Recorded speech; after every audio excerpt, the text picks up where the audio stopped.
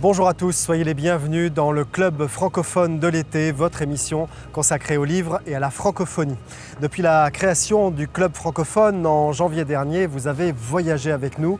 Vous avez aussi sans doute découvert des auteurs et des livres.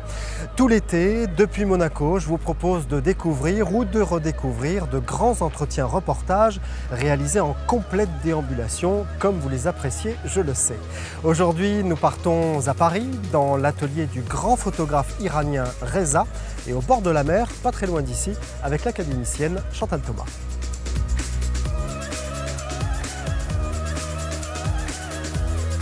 C'est une grande dame de la littérature qui s'est fait connaître grâce à son roman Les Adieux à la Reine, qui avait été adapté aussi au cinéma. Élue à l'Académie française à la place de Jean d'Ormesson, elle est aussi membre du prix Prince-Pierre de Monaco. Elle a une passion toute particulière pour la mer et la nage. Chantal Thomas est une femme incroyable. Nous l'avons emmenée au bord de l'eau, pas très loin d'ici, juste derrière, pour parler de son dernier ouvrage, autour de la nage évidemment.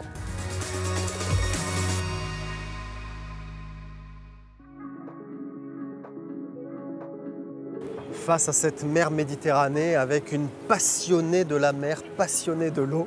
Bonjour Chantal Thomas. Bonjour Emmanuel Carrade. On a mis nos lunettes de soleil parce qu'il y a une très forte réverbération. Oui. Vous êtes très sensible à la réverbération, donc du coup je suis solidaire, mais on les enlèvera après. Voilà, je tiens à rassurer tout le monde. On va voir vos beaux yeux tout à l'heure. Alors on vous connaît pour Les Adieux à la Reine, un formidable livre qui avait été adapté au cinéma en 2002 avec grand succès. Ce que l'on sait moins de vous, c'est que donc vous entretenez une passion pour la mer et pour la nage. Journal de la nage paru en 2022, L'étreinte de l'eau sorti plus récemment. Qu'est-ce que vous ressentez quand vous voyez l'eau, quand vous êtes dans l'eau ? Quand je vois l'eau, je ressens vraiment l'envie de plonger. Oui. Et quand je suis dans l'eau, alors là, chaque bain est singulier, chaque bain est unique. Ouais. Oui. Bon, on va en parler parce qu'on va aller au bord de l'eau. On va essayer de toucher l'eau même peut-être, on va voir. Vous êtes membre du jury du prix Prince-Pierre, ici à Monaco. C'est pour ça qu'on est d'ailleurs à Monaco avec vous aujourd'hui. Monaco, terre de culture, terre d'écriture aussi, qui brasse depuis très longtemps les écrivains, les artistes. Qu'est-ce qu'il représente ce prix pour vous ? Pourquoi vous avez accepté d'y contribuer ? J'ai accepté par rapport à quelque chose que vous venez de dire, c'est que pour moi Monaco c'est le sud. Oui.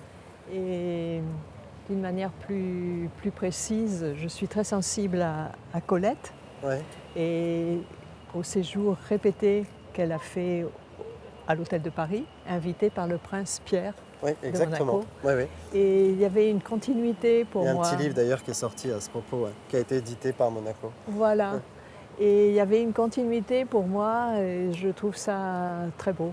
Alors, membre de l'Académie française aussi, depuis juin 2022, vous avez été reçu par Dany Laferrière et au lieu d'une épée, vous avez choisi un éventail, Chantal. Oui, et je m'en félicite. Vous avez été très fière de ça. J'en suis très contente. Alors, il faut savoir que les académiciens ont une tenue très réglementaire, que vous faites fabriquer vous-même, et il y a toujours une épée. Sauf que dans le règlement, c'est pas obligatoire. Exact. Vous avez découvert ça. C'est-à-dire, c'est pas obligatoire pour les femmes. Oui. Dans la mesure où les femmes, c'était inconcevable.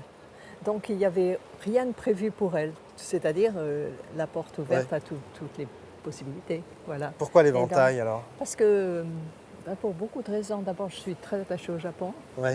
Et je trouve que l'éventail, c'est un peu l'antithèse de l'épée, d'une certaine façon. Oui, c'est ça. Puisque c'est la légèreté même et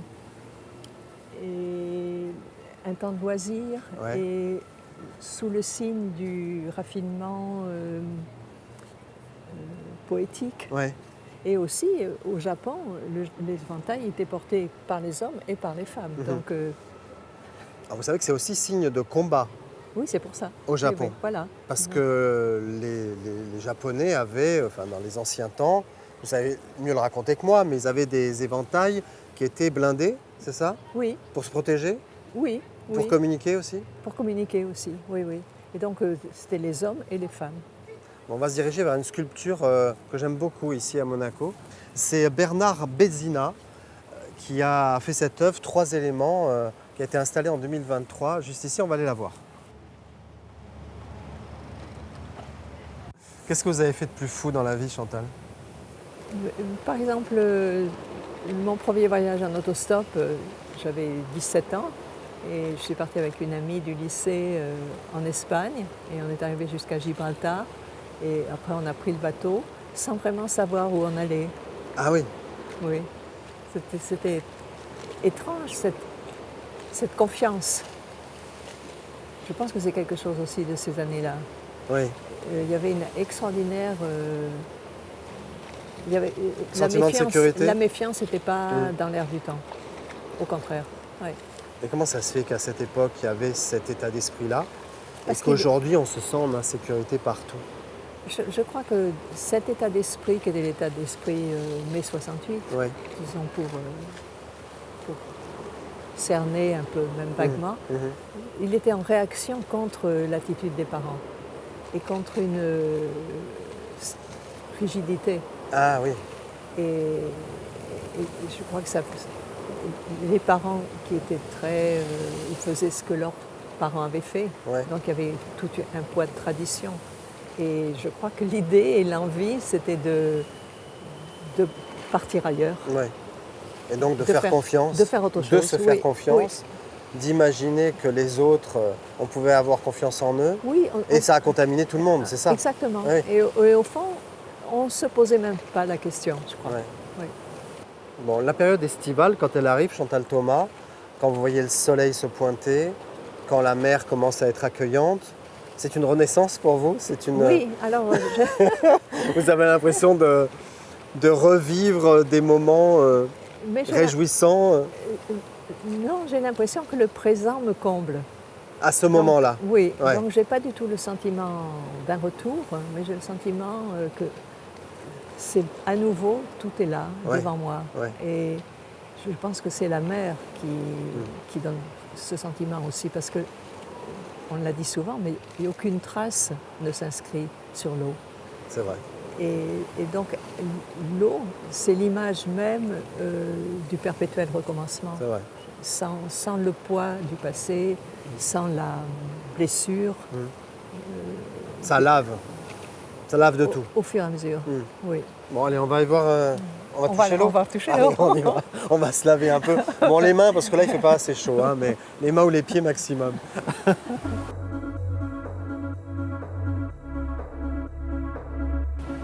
On va dire qu'il y a pire comme entretien, Chantal Thomas, avec cette mer juste à côté. On est sur la plage. Et quand vous êtes sur une plage comme ça, qu'est-ce que vous ressentez, vous?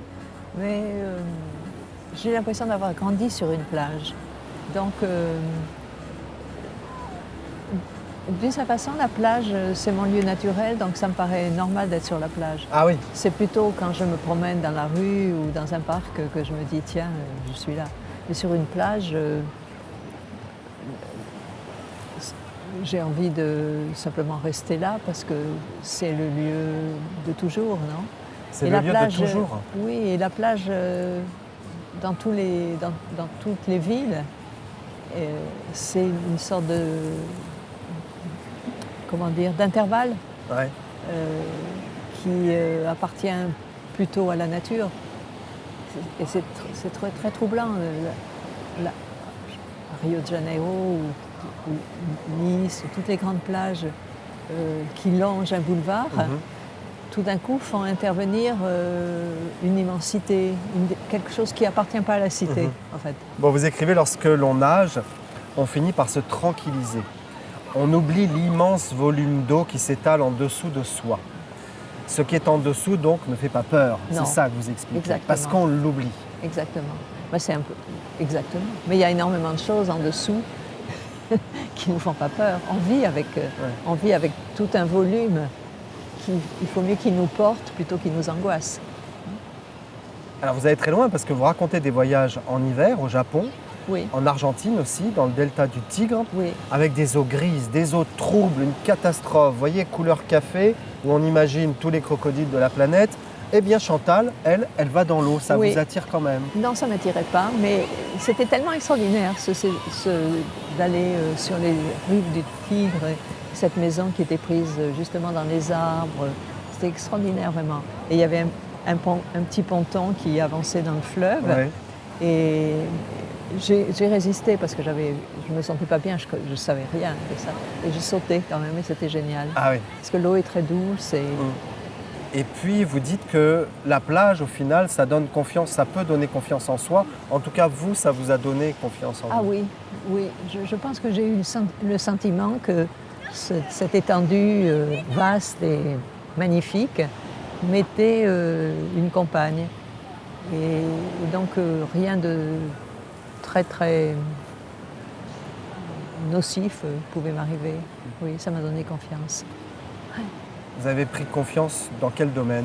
Mais justement, savoir nager, par exemple. Ouais. Et je pense que ça, c'est important. C'est une des choses très tristes que tant de femmes, et aussi dans certains pays, tant de gens ne savent pas nager. Il y a des enfants qui ont du mal à nager. Oui. Voilà. Et maintenant, justement, on le sait, c'est un problème en France, où il y a eu énormément de noyades cet été, parce que les enfants ne savent pas nager, par manque de piscine. C'est quand même essentiel. Manque de piscine, manque parce que et du coup, je pense que nager, c'est vrai, donne confiance. Et donne confiance dans son corps et dans l'harmonie de son corps. Oui. Bon, on serait bien allé nager, mais oui. On est un peu trop habillés pour ça. Oui, c'est ça. Je vais bouger un peu là parce que... La prochaine fois, on ira nager. C'est ça. Vous allez où, Chantal? Ben non, je bouge un peu là. D'accord. Bon, bah merci Chantal Thomas. Ciao.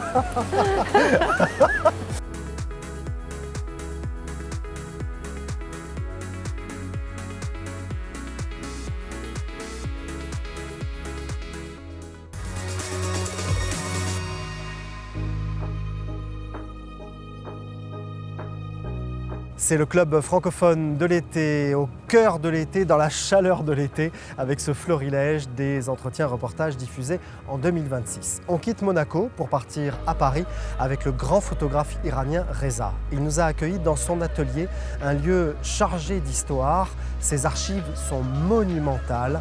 Voici l'un des grands témoins du monde dans lequel nous vivons.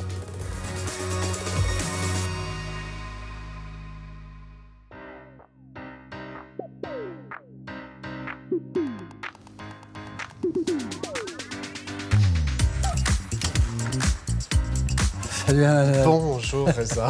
Comment va? Tu as bien trouvé? Comment ça va? Bah oui, facile. Facile, très bien. À Paris, dans le 19e arrondissement. Tu n'étais jamais venu ici? Non, jamais venu ici. Voilà. C'est un endroit magnifique qu'on va découvrir ensemble. Ouais. C'est votre atelier de photographie, Reza. 45 ans de carrière. Vous êtes un photographe connu dans le monde entier grâce au National Geographic, mais aussi plus de 300 expositions à travers le monde. Votre travail est considérable. Vous êtes un peu la mémoire du monde et malheureusement la mémoire des grands conflits de ce monde. L'image, elle est devenue l'art majeur de notre temps maintenant. La photographie, c'est quelque chose qui parle à tout le monde. Je suis persuadé que l'histoire du XXIe siècle, ça va être écrit par la photographie et par les images. Et par les images, oui. Et il y en a autant que vous voulez ici, là. Il y en a particulièrement une, là, dès qu'on arrive devant cette magnifique bibliothèque, avec ses enfants. Et toute votre vie, Reza, vous avez dit vouloir être la voix de ceux qui n'ont pas de voix. Ça a été ça, votre credo, au final? La photographie est devenue tellement un élément important dans la vie du monde entier. C'est qu'il y a un moment, je me suis dit, vu ce qui se passe dans le monde, vu ce que je vois, vu les camps de réfugiés, les guerres, tout ce qui arrive dans le monde, il y a plein de gens qui vivent une injustice. Et cette injustice, c'est qu'on ne connaît pas leurs histoires. Ouais. Et ben, avec la photographie, c'est comme ça que finalement, petit à petit, je me suis mis complètement au service de ces gens-là, partout dans le monde. Raconter l'histoire comme je le vois, et une fois après, c'est des gens qui vont décider qu'est-ce qu'ils doivent faire. Alors, il y a un paradoxe chez vous, Reza. Il y a un paradoxe dans tout l'univers de Reza. C'est que vous passez de ces conflits, de ces enfants dénutris parfois, hein, il y a des photos très dures dans votre œuvre, à George Clooney, par exemple, qui vous emmène sur les berges de la Seine pour une expo sur le café. Vous vous souvenez de ce moment-là? Il y a quelques années de ça, on s'était vu à cette occasion. Même Laetitia Casta, je l'ai photographiée aussi. Mais alors, comment on passe de ces enfants-là, des rues, à George Clooney? Vous vous sentez bien avec cette idée-là? Au fond, Moi, des êtres humains, quand je les vois, je ne les vois ni en Georges Clooney, ni dans un enfant, ni un réfugié. Dans chaque personne, je vois un être humain à part entière. Et que dans ce cas, à partir de ce moment où je n'ai pas une appropriation différente de la personne, je me sens complètement à l'aise, qui que ce soit le roi du monde ou un mendiant. Pour moi, ils sont vraiment les gars, je les vois de même façon. On va aller voir vos archives. C'est incroyable. Les archives de Reza, c'est fou. C'est juste derrière et il y a un autre enfant qui va nous accueillir. Voilà, on arrive avec des photographies partout et des boîtes de diapositives. C'est toute l'histoire de 50 dernières années c'est ça. Du monde. Et pas n'importe quelle histoire. Viens voir. Regarde. Déjà... Alors, voilà, le commandant Massoud. Déjà le commandant Massoud avec ce portrait. Et quand tu regardes ici, Afghanistan, tout ça, ce sont des diapositives. Les Moudjahidines, oui. Voilà, oui. Tu vois, regarde. Ah oui. Regarde. Voilà, tout de suite, tu tombes sur la photo qui a fait la couverture de Time Magazine. Oui, exact. Oui. Avec cet homme barbu, avec des jumelles. Oui, voilà. Et puis, là, toutes ces histoires qu'on voit, dans l'ensemble de ça, peut-être même pas dans mes photographies, même pas 1% qui était publié jusqu'à maintenant. Le reste, une partie, ça reste 700 000 ici. photos Oui, j'ai 2,5 millions de photos en réalité. 2,5 millions de photos. Oui, ça devient un peu bizarre.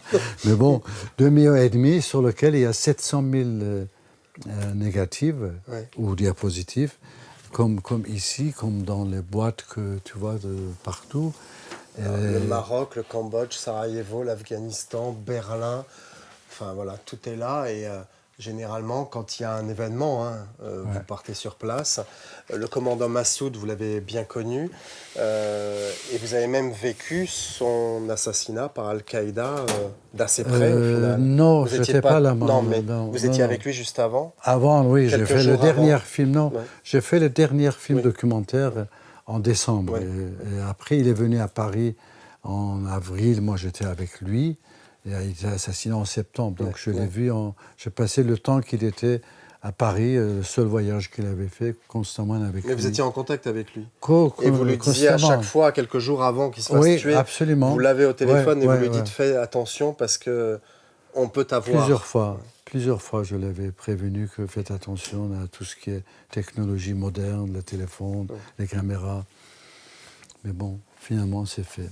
Alors, il y a eu un livre, Reza, qui s'appelait « Sur les routes de la soie ». Et ce qui est frappant dans ce livre, parce que vous côtoyez comme ça tous ceux qui travaillent autour de la soie, vous revenez un peu sur le voyage de Marco Polo.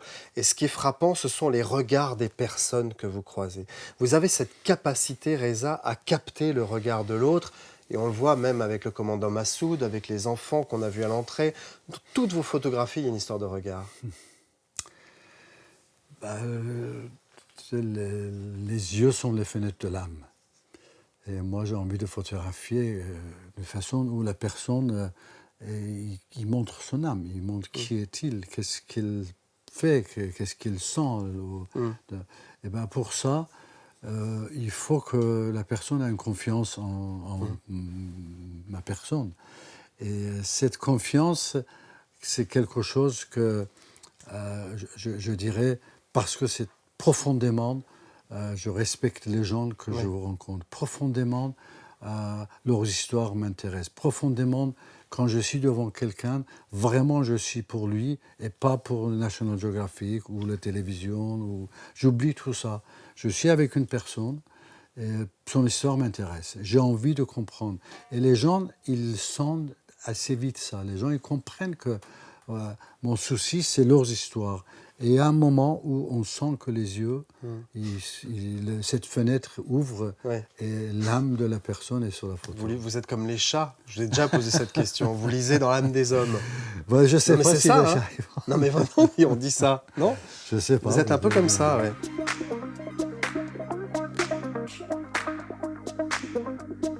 Donc ça, cette partie aussi de tout ça, c'est cette côté association. De ce côté, c'est le côté photographie. Et alors, il y a le plus grand trophée quand même. Celui-ci, on peut le prendre? Oui, vas-y. Donc ça, c'est l'Oscar de la photographie en 2009. À New York. Le Lucie Awards. Voilà. Magnifique. Il a un peu de poussière.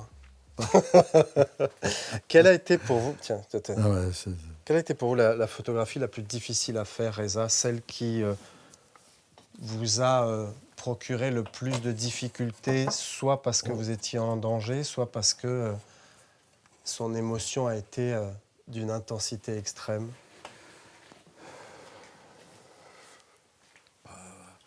Pour te dire,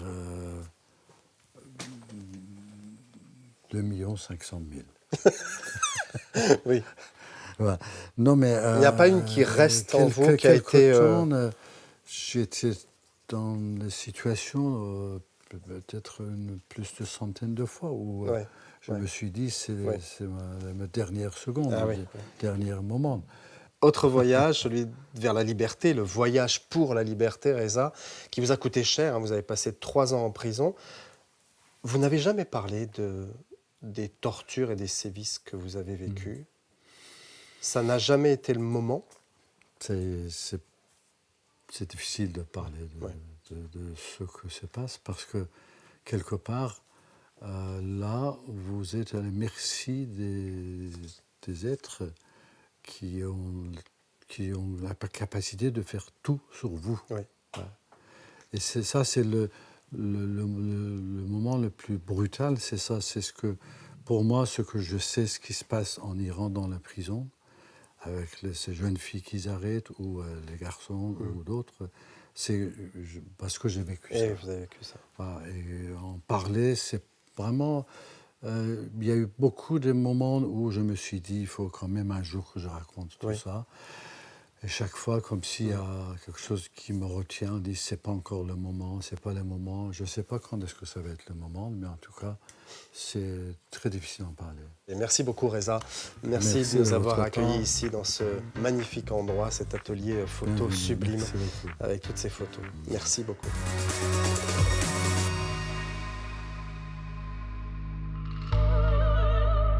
Voilà, c'est la fin de cette émission. Merci de nous avoir suivis dans cette chaleur estivale. Le club francophone vit aussi sur Internet, sur les réseaux sociaux et sur YouTube. Faites passer le message. Le club francophone de l'été, c'est terminé pour aujourd'hui. On revient la semaine prochaine et d'ici là, bel été à tous.